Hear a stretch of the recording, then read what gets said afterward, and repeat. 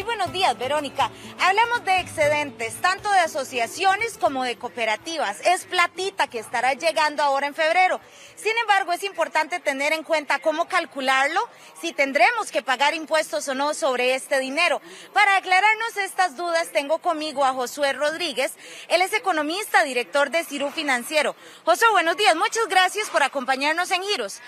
¿Qué dinero nos estarán llegando entonces ahora en febrero? Ok, muy bien. Cuando hablamos de excedentes tenemos que comprender que vienen principalmente de las asociaciones solidaristas y de las cooperativas. Entonces ellos hacen su ejercicio, ¿verdad? Hacen pues sus dinámicas de negocio y finalmente al 31 de diciembre hacen el cierre y a partir de lo que sale de ahí se logra generar dos reservas de ese monto que sale, que es la reserva de bienestar social y la reserva de educación, que normalmente andan en un 6% del monto total. Después de ahí, lo que queda se reparte entre todos los asociados, que a diferencia de una empresa, ¿verdad?, que son pocos dueños, en este caso las asociaciones solidaristas y las cooperativas, todos los asociados son propietarios y a partir de ahí sale lo que se llama el excedente. ¿Cómo hacemos para calcular ese excedente? ¿Cómo sé yo cuánto dinero me tendría que estar llegando? Ok, en términos sencillos, el excedente va a ser proporcional al aporte que yo tenga en mi capital social. O sea, entre más grande sea mi capital social, o sea, el ahorro que yo realizo mes a mes dentro de la cooperativa, mayor parte de ese excedente me va a tocar a mí en forma proporcional. De manera que no es lo mismo el excedente que recibe una persona que tiene ahorrado 200.000 colones a una persona que tiene 1, 2 o 3 millones. Entonces es proporcional al ahorro que yo tengo en el capital social. ¿Eso va directo al tema salarial, por ejemplo, Josué? ¿O es un aporte que yo decido hacer tanto a la asociación como a la cooperativa? Ok. Cuando hablamos de cooperativas tenemos dos ramas. Está la cooperativa de autogestión, que son, por ejemplo, cooperativas de lecheros. Por ejemplo, existe, Dos Pinos es un ejemplo de estos y hay otras cooperativas en esta línea. Y están las cooperativas de ahorro y crédito, que son las que normalmente ejecutan la intermediación financiera. Entonces, en las cooperativas, ese excedente va en función al ahorro que yo hago voluntariamente en el capital social. O sea, que yo mes a mes aporto del monto mínimo en adelante. Importante señalar que la gente solo aporta el mínimo, pero uno puede aportar realmente de ahí para adelante. En las asociaciones solidaristas, recordemos que ellas administran parte del auxilio de cesantía, el fondo de auxilio de cesantía, el aporte patronal.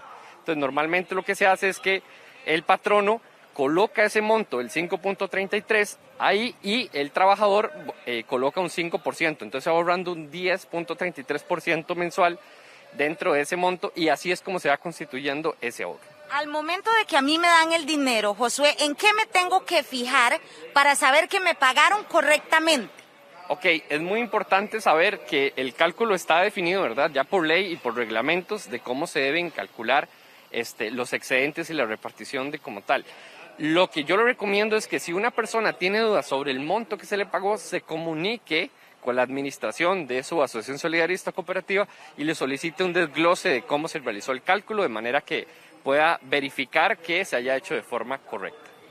Con la situación del plan fiscal, Josué, hubo algunos cambios en el tema de impuestos.